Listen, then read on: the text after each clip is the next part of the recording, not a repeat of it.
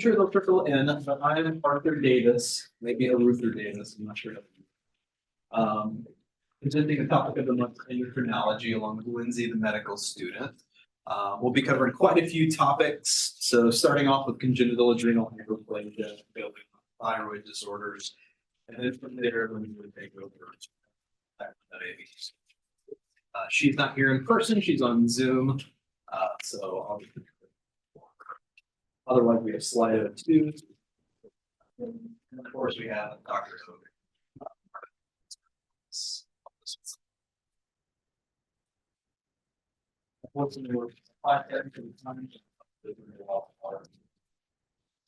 And also we had children do all over. This is your crash course in pediatric endocrinology, starting off with congenital adrenal hyperplasia, like I said, specifically 21 hydroxylase deficiency, because if I talked about all the different kinds it could be, we'd be here all day. So, started kicking us off with this agenda. Everyone loves HPA, active hypothalamus. Kind of basic pathophys here. So CRH contributing anterior pituitary carrier, stimulation in the cortex, which produces a bunch of things that I'll talk about here in a second. One of which is, of course, cortisol, which itself acts as a negative feedback going back to CRH and ACTH. We have enough cortisol telling us to calm down CRH. And then to the left, we actually have the adrenal cortex in a beautifully drawn diagram. The medulla produces our catecholamines. It's in our cortex divided into 3 layers. Which is responsible for corticoids, primarily testosterone and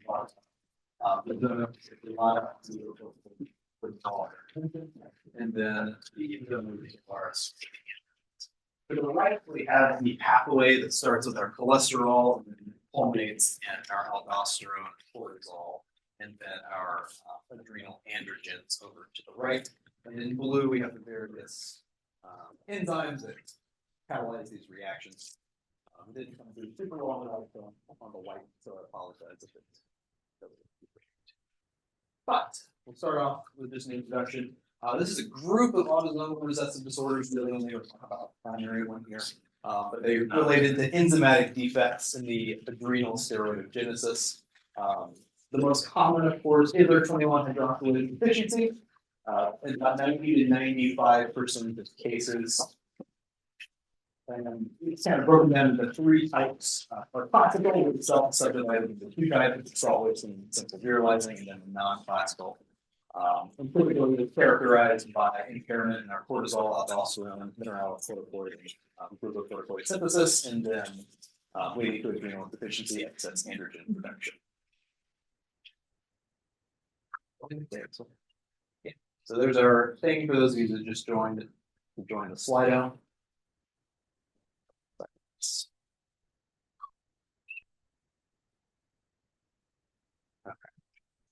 So we have a 10-day-old female presented to the emergency department to do a 2-day history of feed, poor feeding, and some labs drawn which show hypoglycemia, hypoglycemia, hyperkalemia, and what enzyme deficiency is most likely to be found in this patient.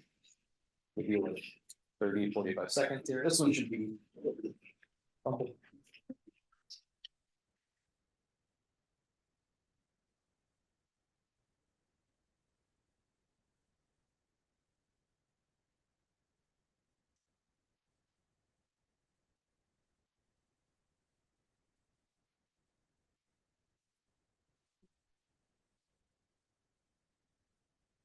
Yeah, we got that one on. We got all right. And then kind of back to our graph that I showed previously. This is a slightly different drawing version of it that I just like. This is the 21 hydroxylase deficiency. So typically the steps that go from progesterone to 11-DHT and 17 hydroxyprogesterone going down to the cortisol and then the aldosterone. This enzyme is deficient, and in our classical salt wasting forms can be very, very highly deficient to the point where very little of our mineralocorticoids is being made. On the newborn screen that we'll talk about here in just a little bit, the thing we actually look for is 17 hydroxyprogesterone, because you can imagine if these 2 pathways are cut off, we're going to see an increase in the other products. And then with these two pathways off, the only route we have left is to our adrenal androgens, which will be or commonly increase in this disorder too. And I already talked a little bit about it, but our cortisol being the negative feedback, contributing to the negative feedback loop, I should say. Not making near enough of that. The thing that usually tells our body, hey, we're good, we don't need any more CRH, ACTH to stimulate the adrenal cortex. Not happening anymore. So we stimulate it a whole lot more than we usually do, which can contribute to the adrenal hyperplasia. So that adrenal gland will get pretty large, which contributes, of course, to the name. And then going into the effects of things, this is our mineralocorticoid deficiency, of course. Things we're going to see are elevated plasma renin. The aldosterone levels will, of course, be very low, like I already touched on. I'm sure all of you remember our wonderful nephrology classes in medical school, but particularly talking about aldosterone. This is the normal action of aldosterone in the kidney contributing to our ENaC channel. Usually sodium taking it out of our urine, potassium excreting in. This is all reversed because, of course, we're not making it. So we'll get our hyponatremia because now we're salt wasting. It's going into the urine. We're losing it. Our hyperkalemia because we're not losing it. And these things can contribute because we'll also be losing water. So we can be losing dehydration, leading to hypotension. And this also plays a role in the management of hydrogen ions, so we can also get metabolic acidosis as well. So these are the types that I mentioned earlier. So we have the classic, or salt wasting form. This is about 75% of our cases. Not so much a super common board question, but it helps me organize them a little better in my head in terms of like the exact genetic mutations that happen. So this one, of course, salt wasting, it's the worst. This is the one that we're super concerned about because it can contribute to adrenal insufficiency, shock, dehydration, basically lead to early deaths if we don't patch it or treat it. But this is our super large scale gene deletions that basically there's little to no enzyme activity. And then we have our other classic, simple virilizing form, just like it suggests. Less of the salt wasting, we usually will have pretty low cortisol, but usually sufficient mineralocorticoids to kind of cover our needs, to cover all those symptoms I just talked about. But we'll still have the virilization for similar signs. And then the last one that we'll bring up, the non-facultative late onset, much more prevalent in the population, with 0.1 to 0.2% of the general Caucasian population being affected in the U.S. But there is a good bit of variance between our various populations, with like, for example, the Endocrinology Jewish population being 1 to 2%. And we'll actually have about 20 to 60% of the range of our 21 hydroxylase activity. And this can present generally starting at 6 months, but it can present 6 months, 6 years, 16 years, 32 years, whatever you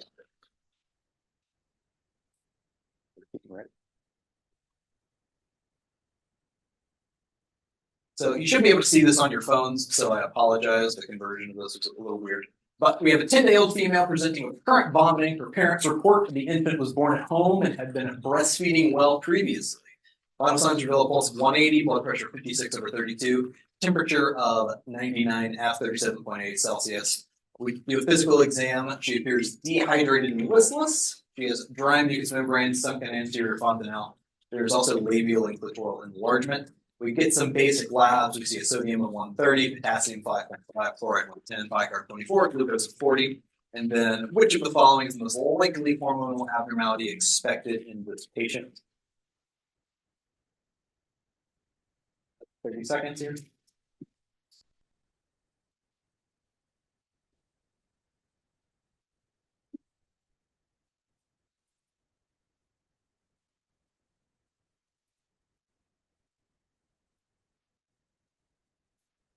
Show the other options. It's on your phone. The conversion for the slide kind of messed up a little bit. It's elevated 11 deoxycorticosteroid, elevated 17 hydroxyprogesterone, or elevated 18 hydroxycorticosteroid. All the other. Yeah, go up.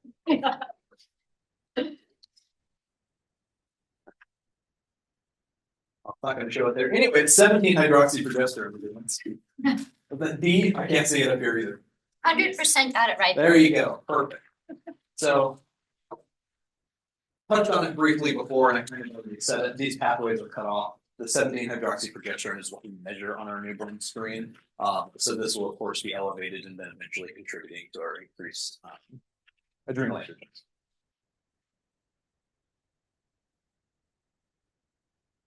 So kind of reaching now into the classical salt wasting form. Our genotypic XX will present with ambiguous genitalia, so you'll see possibly a large clitoris, potentially fused labia majora, shallow vagina, common urogenital sinus can also be a thing. Our boys are a little harder though, because they will often present with no external signs at all. They'll be born, you don't have any idea that something's wrong. If there is, they could just have increased penile or scrotal size or increased pigmentation.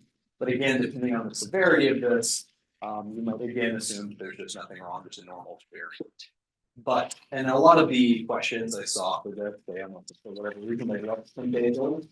So kind of after our 1 week mark, kind of that second week, going into around 10 days, like I said, you'll start seeing things like poor feeding, thrive, vomiting, dehydration, hypoglycemia, hypothermia. And this can, of course, like I already talked about, progress to adrenal crisis, severe dehydration, and possibly death.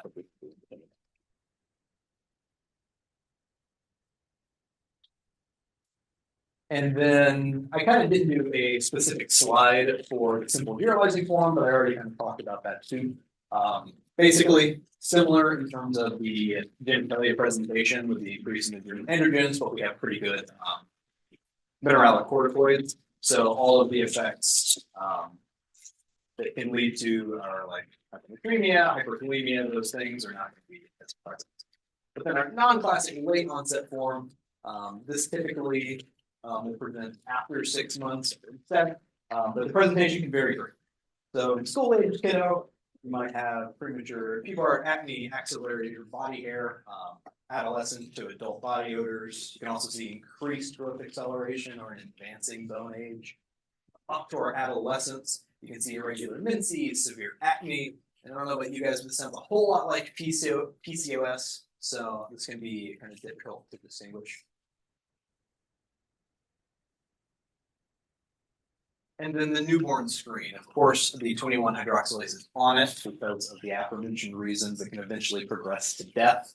So what we do measure on that newborn screen is the 17-hydroxyprogesterone. This is from dry blood spots. Though there's some special considerations for interpreting those results. These can be elevated in our preterm kids, low birth weight, particularly ill newborns. So I'm sure the NICU has a lot of fun with this. And then males can just have slightly higher levels than females. If an abnormality is noted, we confirm it with a plasma 17-milliliter sample, as well as random cortisol, and then we draw some electrolytes. If we do all this and we're still not sure, one of the options is, of course, an HCTH stim test, which will stimulate, or should anyway, stimulate the adrenal gland, and we can measure that way. And then we can also, of course, do measurable or molecular genetics, so we can confirm the exact genetic abnormality that can occur. But that being said, if we are concerned about this, due to just the high risk for negative outcomes all the way up to death, kind of think about this second because we're more concerned about stabilizing them and making sure they're not falling apart. And then treatment. Just like it sounds, we're low on our glucocorticoids, we're low on our mineralocorticoids. So the option is to just replace them. So we have the oral hydrocortisone as a preferred treatment. It has a relatively short half-life, it has also less growth suppressive effects. If it is a salt wasting form and we do need to replace our mineralocorticoids, we use fludrocortisone. And like I said, important the salt wasting form to help maintain our electrolyte balance, our blood pressure. And when we're monitoring the efficacy of treatment, we can also monitor plasma readings. A lot of our kiddos require up to 1 year, even longer, salt supplementation just because of the salt wasting form, just like it sounds, need to aid with that. And then there's also stress dosing. So without the ability to adequately produce the hormones on their own that they typically need during periods of stress, so we're not getting our normal stress response to cortisol. When these kiddos have an acute illness, major surgeries, traumas, et cetera, et cetera. They need more because their body's not going to do it on their own. This is typically in the range of 2 to 3-fold increase. But if you have not talked to an endocrinologist yet, I don't know what you're doing. So.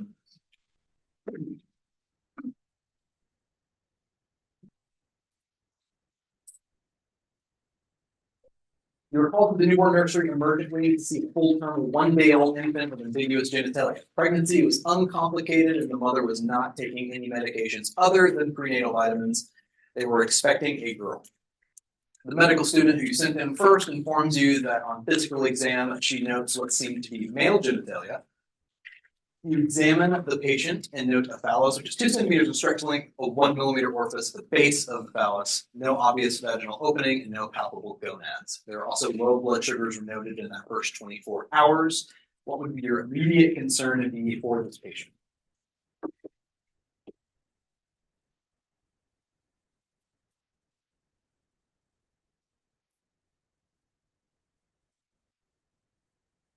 not D.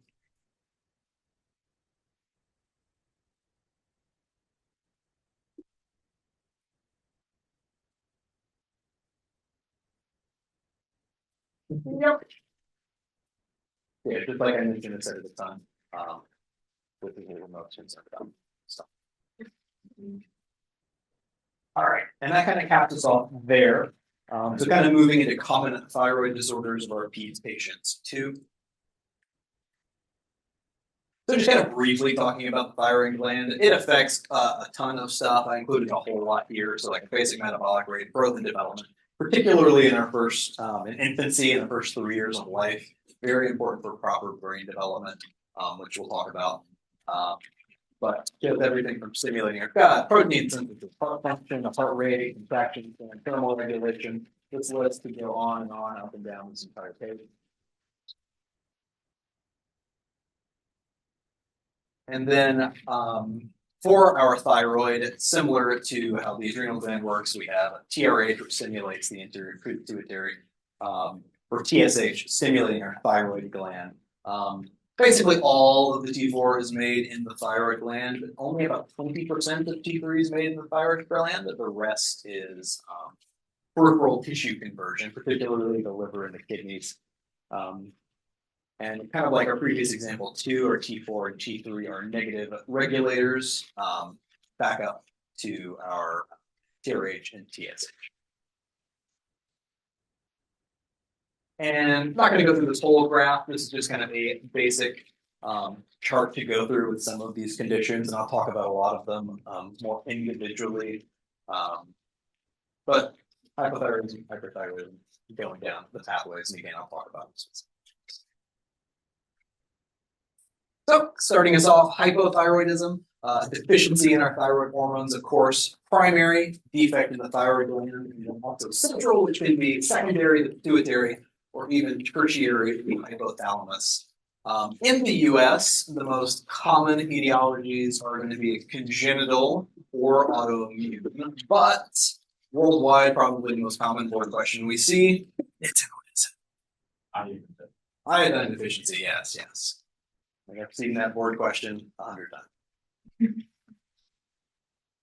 So, starting congenital hypothyroidism.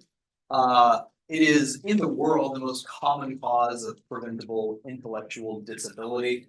Part of our newborn or a routine newborn screen for that reason was about 1 in 4,000 detected in the US.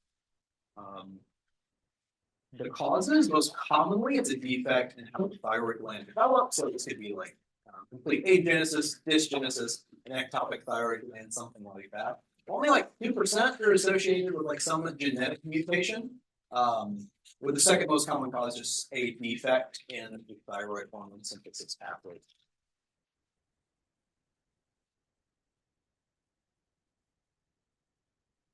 So you receive a call from the state laboratory informing you that one of your patients has abnormal newborn screen for congenital hypothyroidism. Which of the following is true regarding newborn screening for congenital hypothyroidism?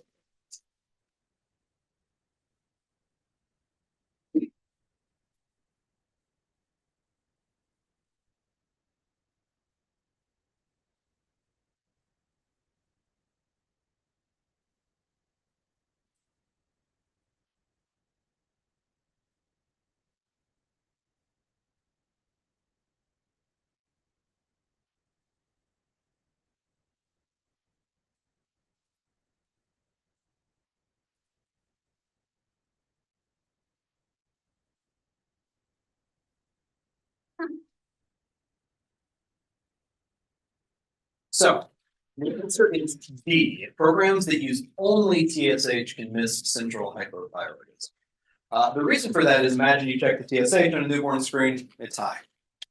Well, you look at our thyroid hormones, we expect those to typically be low. Let's say TSH is low. Then what do you do? Right, that's kind of the thing. Is it low because maybe we're hyperthyroid? Possibly, maybe. But also just checking the TSH doesn't tell us that there's a central cause, like I talked about earlier. So if there is a defect either in the pituitary or hypothalamus that's contributing to the TSH, using only this can potentially mix the both. It's not that the TSH would be low in central hypoid. Most often it's normal, but inappropriately normal. So if you just check the TSH, it would be normal. Mhm. And if you don't know the T4 status, you miss it. That's the downside of finding TSH. In South Dakota, do we only check TSH?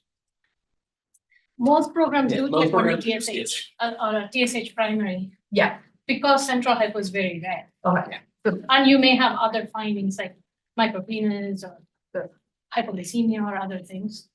So The answer is yes, we only do a TSH without the pre Without- with the understanding that you may miss some few patients with central hypo.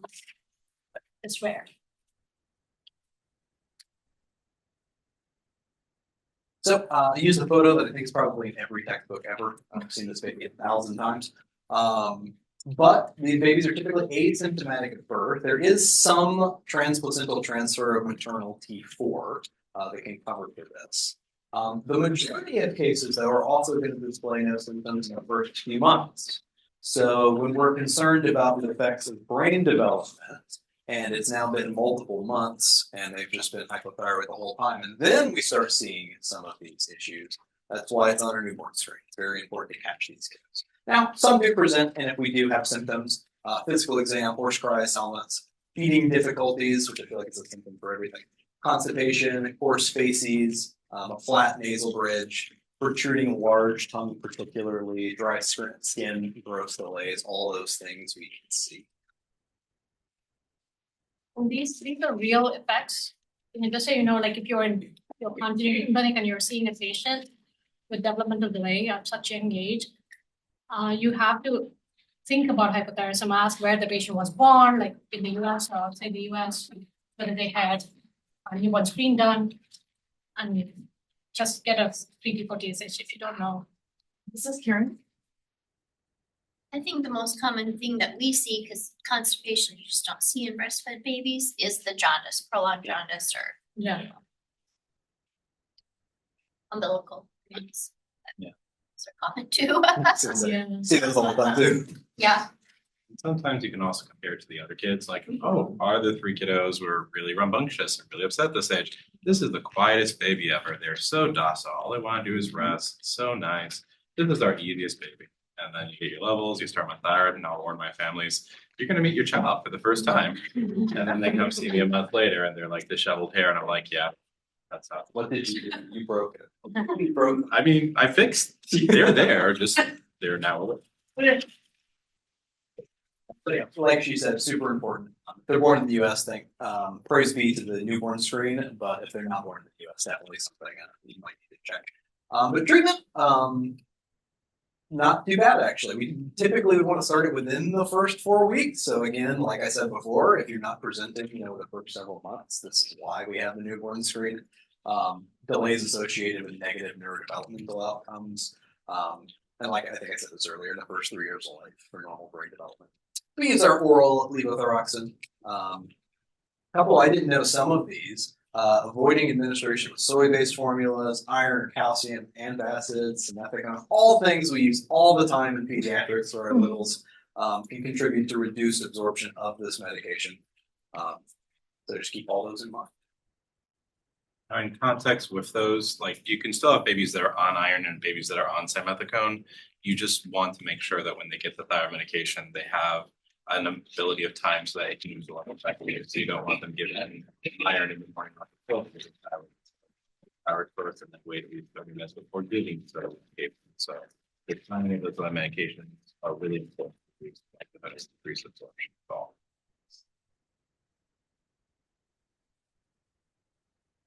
A 1-week-old adopted male presents to his keyword adopted presents to his pediatrician's office for a well child examination. He is drinking formula well. It's weighing down 4% from his birth weight.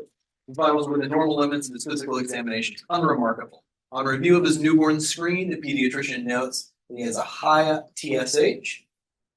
Repeat labs are drawn and confirm a low thyroxine level and a TSH over 60. Which of the following is least likely to be the cause of this infant's presentation?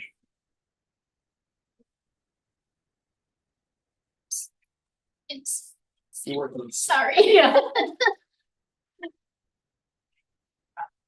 I didn't expect that.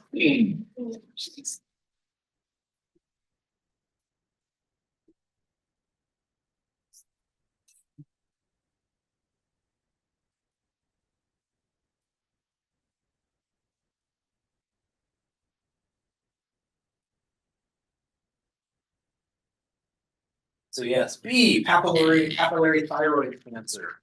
So as we talked about, hypoplastic thyroid gland, aplastic thyroid gland, agenesis of the thyroid gland, all of those things are going to be the most common cause of this, with a actual thyroid cancer. It's never going to be the cause in a 1-week-old. For anything. After thyroid cancer is late. Yeah. For their age. I just wanted to touch on this too briefly. So our thyroid binding globulin deficiency, it's a carrier for like 70 to 80% of our thyroid hormone. It's an X-linked disorder that can also occur in like 1 in 4,000, up to 1 in 10,000, for males, of course.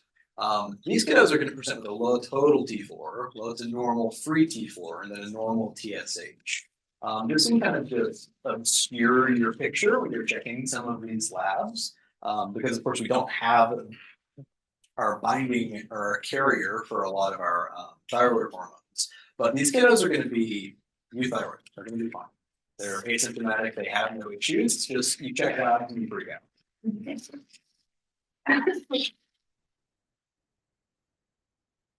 Moving on to Hashimoto's.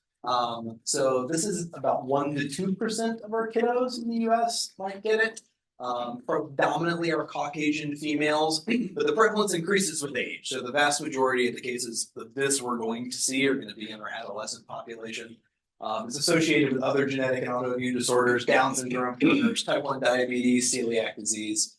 About 70% will have some underlying genetic predisposition to this, but they develop antibodies against thyroid peroxidase and thyroglobulin that results in lymphocytic infiltration, and of course, defective hormone production, fibrosis of the thyroid gland, and then of course, hypothyroidism. For this, kind of similar to some of the other stuff that'll typically present later, not our newborns, so declining growth velocity, which can often be the first symptom we see, so checking our growth charts. Worsening stool performance, fatigue, weight gain, constipation, cold intolerance, and usual hypothyroid symptoms. And when you do your physical exam, can have a diffusely enlarged thyroid. Can also be normal or atrophied, making this frustrating. But firm, rubbery, non-tender. You might also see bradycardia, dry skin, and brittle hair. Can also see non-pitting edema of the hands and feet. So again, kind of a more classic hypothyroid.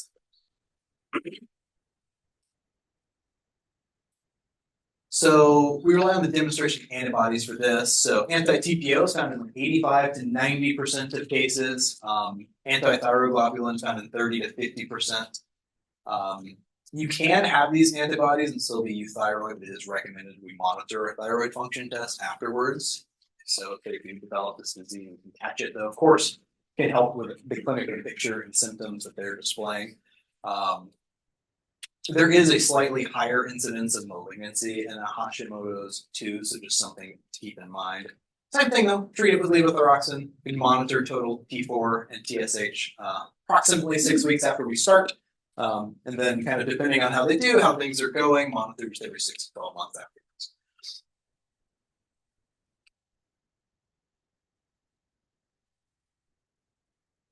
20-year-old female presents with complaints of fatigue and poor concentration. The mother also states that she has been having issues with constipation and dry skin. A review of her growth chart reveals a declining growth velocity. Physical exam reveals an enlarged thyroid, which in following is the most important initial steps with this patient.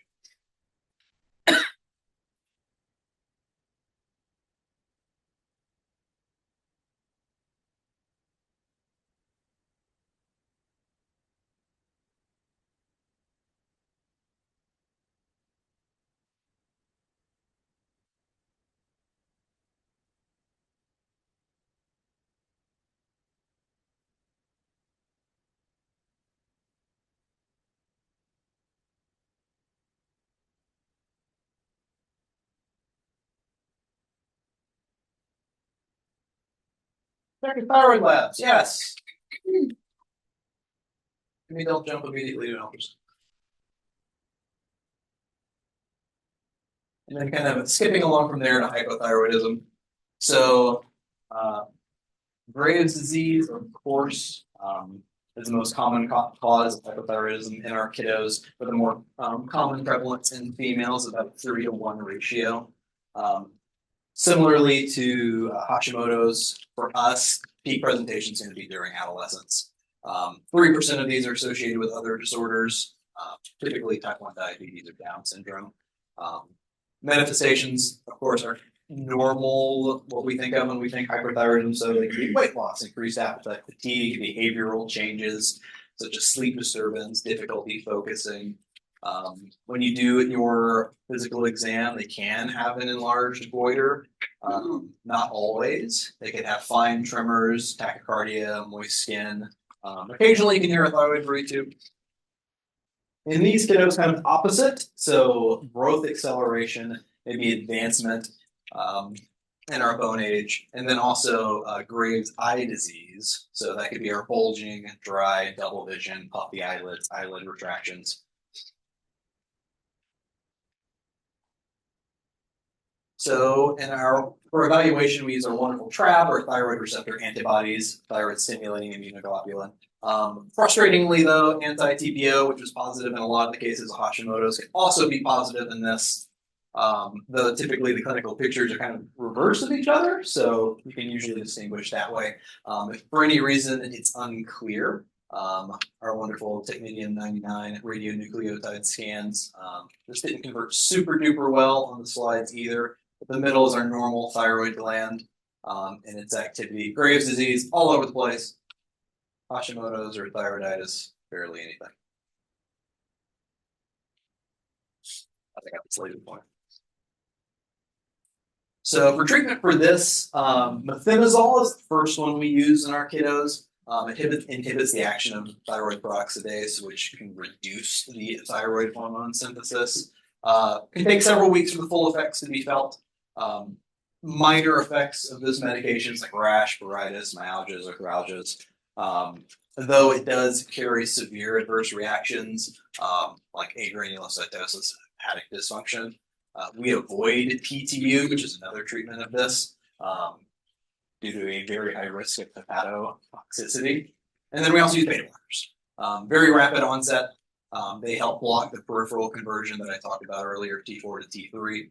Typically you use atenolol or metoprolol. It can just reduce a lot of the very uncomfortable symptoms while we're waiting on our methimazole to kind of kick into gear.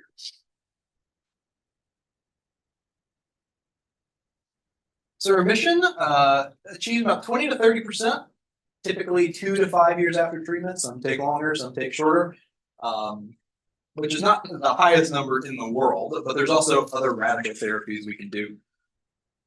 So there's radioactive iodine, which is fun to read about, but requires isolation for up to a week following treatment.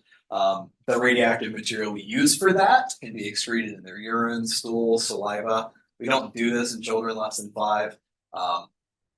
They're in general isolation, but it's particularly important for really young kids to be away from them, as well as pregnant women to be away. And then there's also, of course, we can do a thyroidectomy. So for monitoring, when we're doing the initial evaluation for hypothyroidism, common for us to get a TB fluid and liver function test too. especially if we're anticipating the use of these antithyroid drugs. Once we do start, we'll typically get a thyroid function test 4 to 6 weeks after treatment. And it can take several months for our thyroid levels to normalize completely. And then because of the agranulocytosis, as well as possible liver effect of the methimazole, just be a little bit more careful when they have fevers, especially mouth sores, pharyngitis, jaundice, could be reason to check these labs again just to make sure that none of those effects are happening. Okay. I tried to talk quicker, Lindsay, so I apologize if I didn't give you enough time for yours. No problem. We will just get started. I need to. What's that? I'll hear you though. Hold on, let me figure it out. This is Karen.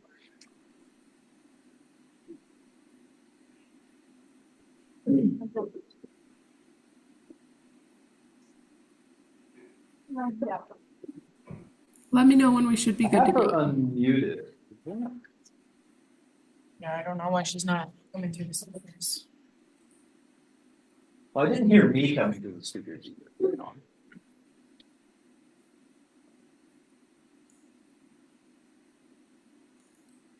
Topic of the month and technical difficulty.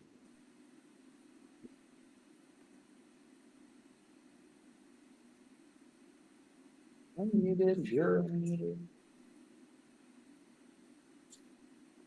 Oh, I can hear something. Should we try it again or?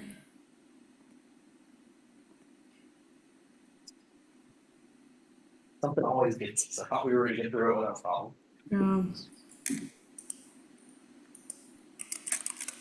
Jennifer, is there a microphone up there? Can you hold it I up have to your the laptop? phone on me, but I think it hasn't been coming through when I've been talking to the speakers either, so I don't think the speakers are on. Because this is on. I can hear it. Touch it. Maybe.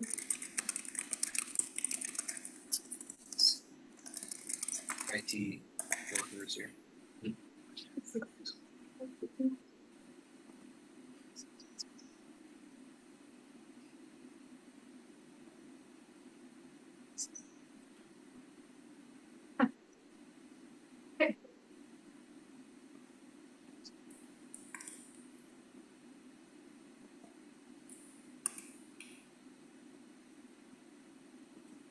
Yeah.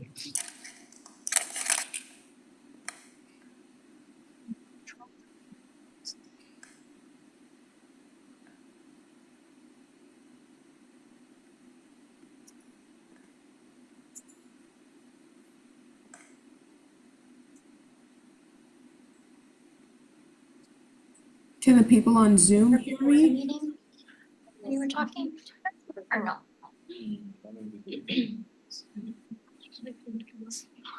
Yes, okay.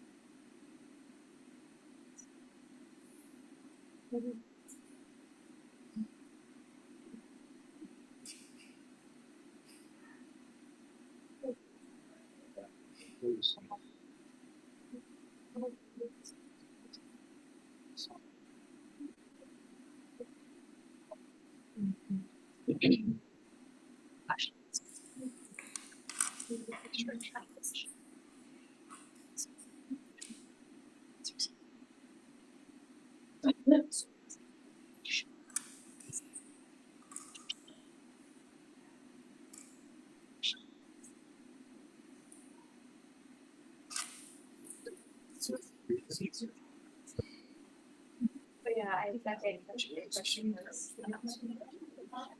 Yeah, I mean, there's. How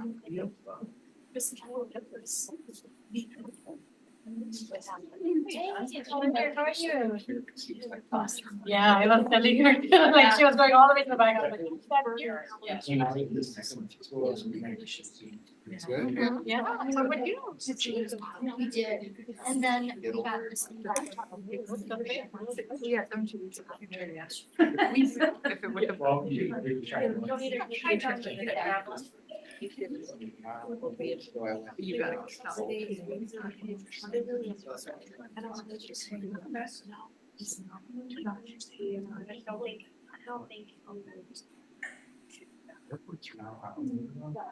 Yeah, I kind of dread that what like coming up in April, so. First time. It's kind of a worry, we just put 1 to 10, we did an hour and a half layover. I go, Chicago direction, so makes me worry. See it, it's not. So you're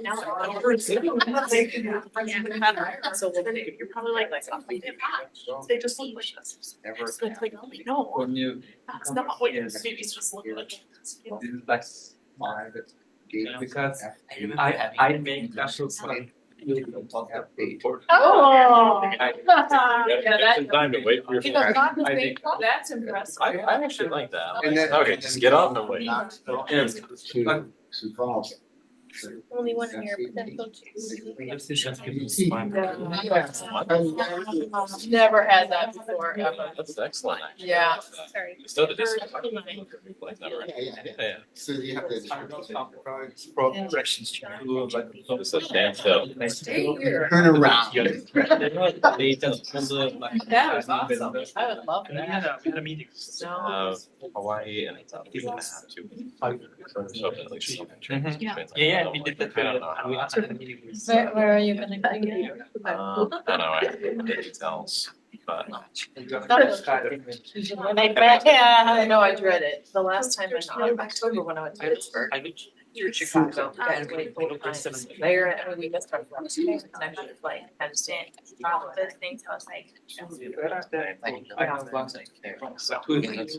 like you'll get there early and it doesn't matter because you're gonna get to your destination. Yeah. Oh, still, that's good. Yeah. Did you? The second flight to Rose. That's community space. Like down in Florida, so. We were good grades. Yeah. So if you miss it, you miss it. I think we have. For that flight and I'm still kind of on the fence. I was like, I want to do, so I don't want to be like 500 or $600 more total. I'm like, it's a straight shot, like a straight shot. It's really nice kids. I was like, or we Oh. You know? I wouldn't just. I don't think that's quite it. It's okay. Yeah. Most people say. It's nothing fancy. This is a bold strategy. Nothing fancy at all, but You remember her from the. they're usually on flights that. Oh, that was not us. Not This was canceled and that's how many flights, right? recycling the power of our displays. Apparently they're having stations. Okay. PSNs. Can you hear me, Lindsay? Yes, I can. Can you hear me? I'm just thinking to I can myself, hear you okay, and I can see what you have on the screen now. Let's say if you're. So I'm gonna have everybody quiet here and we're gonna put the microphone up to this, okay? All right. So what I can see on your camera there as you guys are getting that pulled up. So thank you guys for working through that. I appreciate the opportunity to do this over Zoom. I am at Outreach Clinic in Norfolk, Nebraska today with ENT. So it would have been a long trek back and forth. I appreciate the opportunity. All right, so I took on type 1 diabetes and growth or short stature more so in pediatric patients. And as Dr. Davis and I were talking through this presentation, I think each of these topics could probably take up an hour itself. So we just tried to hit the high points of this. And if there are questions, it is a little bit difficult to hear, so if those could be repeated directly into a microphone, that would be great. But we can go to the next slide. So just some of our objectives here, recognizing the presentation, complications, and general management strategies. So next slide is our first question, which I wouldn't have known the answer to before doing this presentation, but you're reviewing dosage and management of insulin with a 9-year-old girl who weighs 35 kilograms, has had type 1 diabetes for several years. You calculate her total daily dose of insulin. She states she's receiving 25 units per day. The following statement that is true and relevant to her dosage is I'll give about 30 seconds here, just since we're a little bit pressed for time.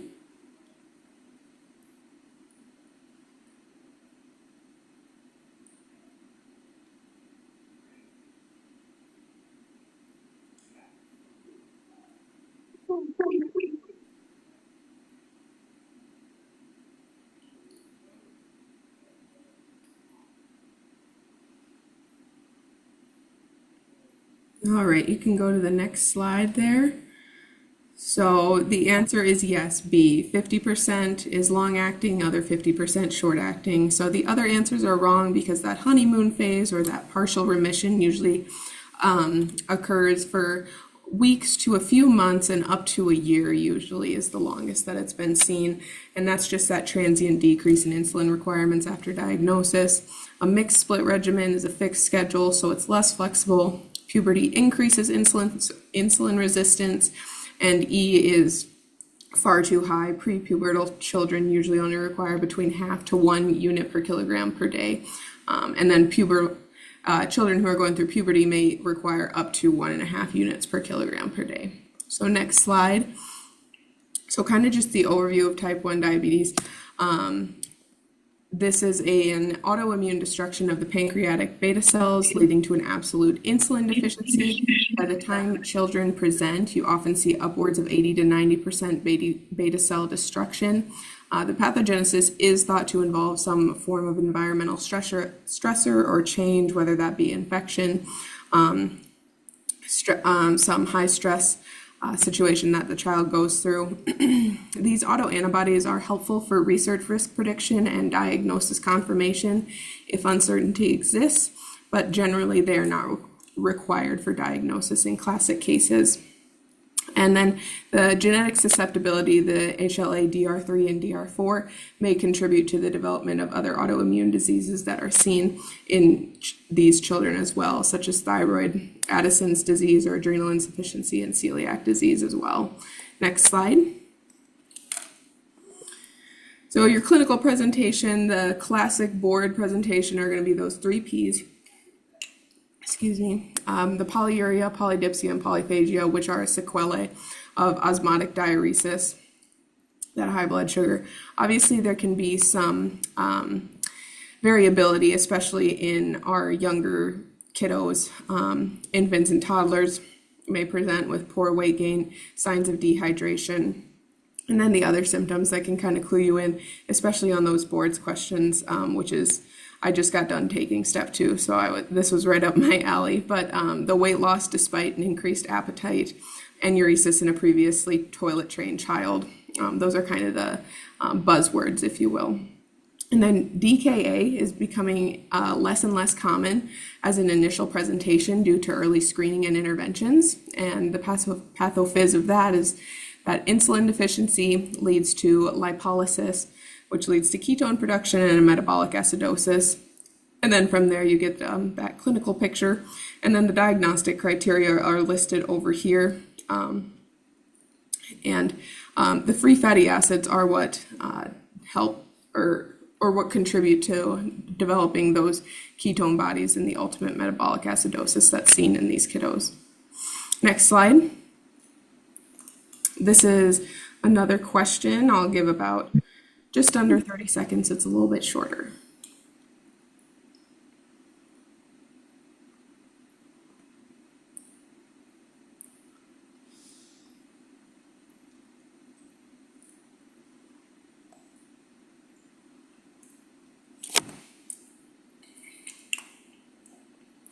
All right, next slide.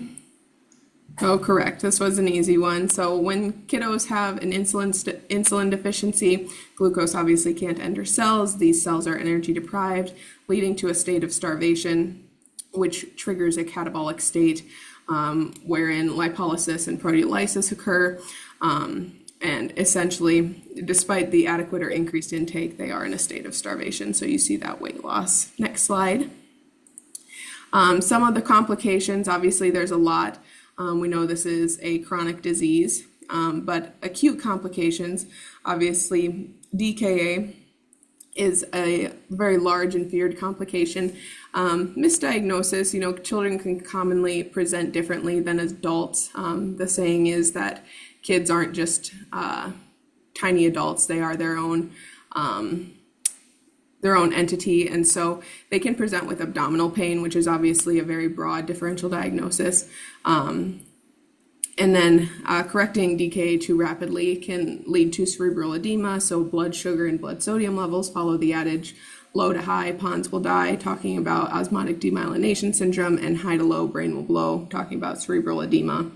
Hypoglycemia, these symptoms are due to adrenergic activation, so those being tremor, sweating, tachycardia, irritability, confusion, seizures if it's severe. Obviously, you want to treat that with oral glucose or IV dextrose.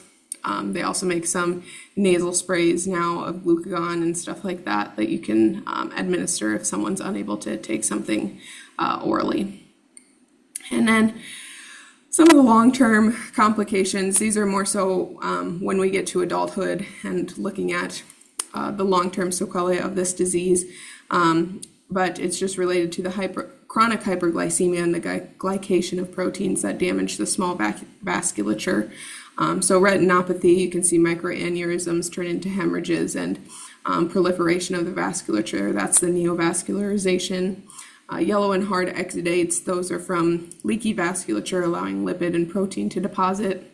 And then cotton wool spots are spots of retinal ischemia. And you can see some of those here on that diabetic retina. That's kind of the classic picture. Nephropathy, there's a range of issues that comes from that, from glomerular hyperfiltration to GBM thickening and progressive proteinuria and fibrosis. That classic histology finding is going to be the Kimmel-Steele-Wilson nodules and the deposition of hyaline material making those.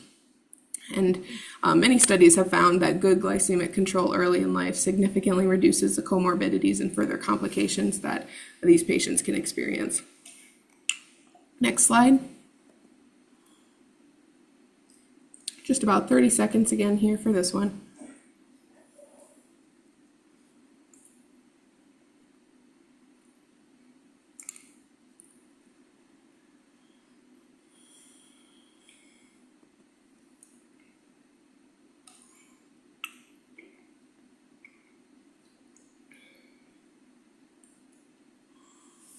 All right, you can move on. So this kiddo is showing signs of cerebral edema or increased intracranial pressure. You can see the early signs here. The late signs are what are commonly referred to as Cushing's triad, the bradycardia, hypertension, and irregular respirations. So the immediate treatment consists of mannitol or hypertonic saline, though mannitol is first line. Bicarb is avoided in DKA because it may worsen the situation. It's only used for cases of severe acidosis, those being a pH less than 6.9. Potassium is important in the management of DKA, but it is not priority. Hypotonic saline increases the risk of cerebral edema, and this is a clinical diagnosis. Imaging would only delay treatment. Next slide. So the core tenet of management is going to be that multidisciplinary care team. Following that principle stated on the complication slide, tight glucose monitoring and insulin adjustment is paramount to improving outcomes. And then continuous glucose monitors and insulin pumps have improved pediatric diabetic care and management. Insulin sensitivity is highly variable based on age, activity level, illness, developmental stage. We wanted to talk about the insulin sensitivity factor, or the 1800 rule. Insulin is the glucose drop per unit insulin, and the calculation is 1800 divided by your total daily insulin dose in units, and this is used clinically for correction dosing. So if you have a current glucose and a target glucose, you subtract those from one another and divide it by the insulin sensitivity factor. And then those CGMs, like I said, those improve outcomes because they can help guide changes to your ISF or your ICR, which is your insulin to carbohydrate ratio.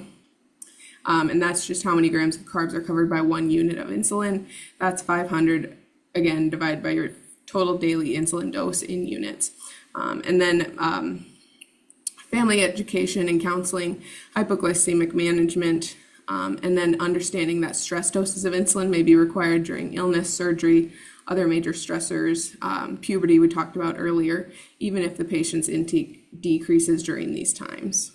So next slide, we'll move on to growth real quick. Super high overview here. So both diabetes and growth highlight the importance of recognizing patterns early and the ability to intervene before complications arise. So next slide. All right, I'm just going to keep going on this. So we'll go on. The answer here is B. B and C are the two most common causes of short stature in children, as we'll go over just on the next slide here, or in a couple slides. But short stature is defined as height below the third percentile or greater than 2 standard deviations below the mean. Obviously, you want to interpret using a velocity curve because a single height measurement rarely gives the full picture. A child consistently following third percentile may be normal, whereas a child falling from 50th to 5th percentile is not. And then understanding these phases, these predictable growth phases, can help identify where problems may occur. For example, growth hormone deficiency typically becomes apparent during childhood. Understanding that other issues like the growth hormone acts via IGF-1 produced by the liver. So if a child has liver issues, that could control or contribute to growth abnormalities as well. Next slide.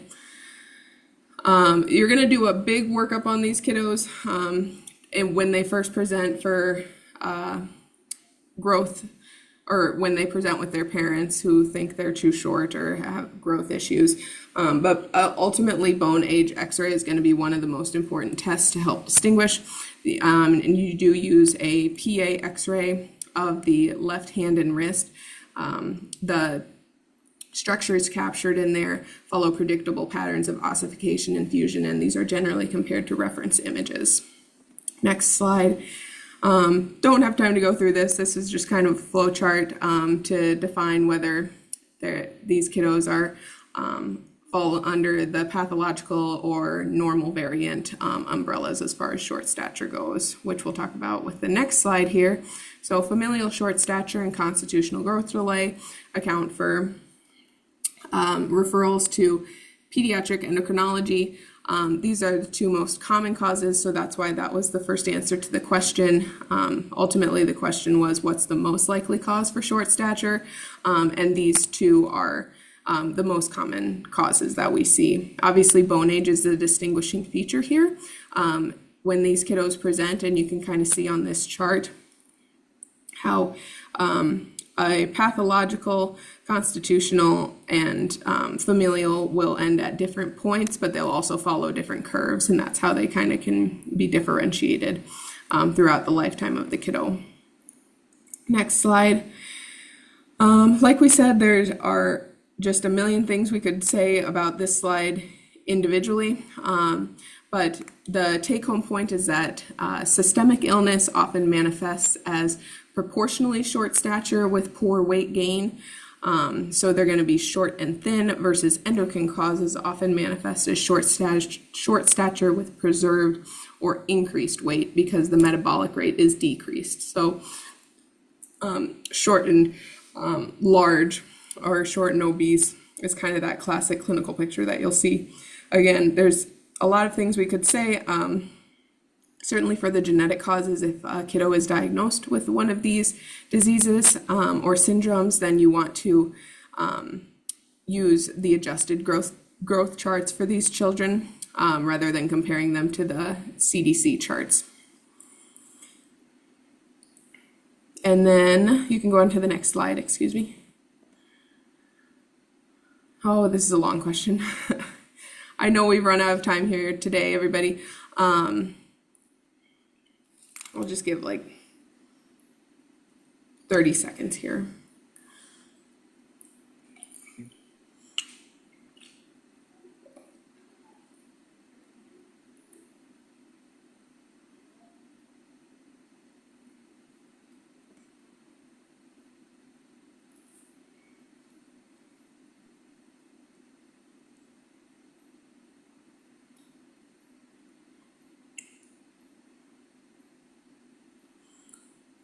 All right, we can go to the next slide.